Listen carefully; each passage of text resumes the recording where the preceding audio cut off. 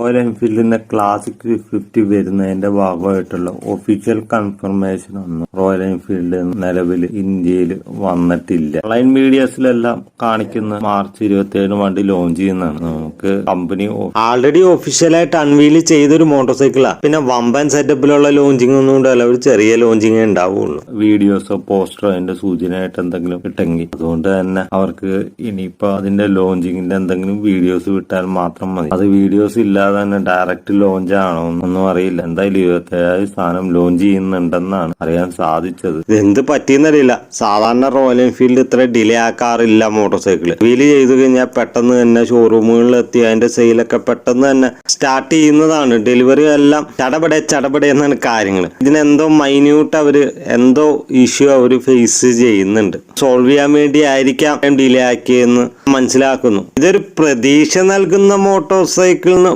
പറയാൻ പറ്റില്ല. കാര്യം ഞാൻ അത്ര അമിത പ്രതീക്ഷ വെച്ചിട്ടുള്ള റോയൽ എൻഫീൽഡ് ഒരു മോട്ടോർ സൈക്കിൾ അല്ല ഇത്. 50cc ക്ലാസിക് 50 മോട്ടോർ സൈക്കിൾ ഇത് വരട്ടെ, നമുക്ക് എന്തായാലും ഓടിച്ചു നോക്കിയിട്ട് കൂടുതൽ കാര്യങ്ങൾ പറയാം. ഇത് ഞാൻ അത്ര തൃപ്തനല്ല സത്യം പറഞ്ഞാൽ. ഞാൻ സിംഗിൾ സിലിണ്ടർ ആയിട്ടുള്ള ഒരു 50cc മോട്ടോർ സൈക്കിളാണ് റോയൽ എൻഫീൽഡിൽ നിന്ന് പ്രതീക്ഷിച്ചത്. പക്ഷെ അത് ഒരിക്കലും സംഭവിക്കില്ല.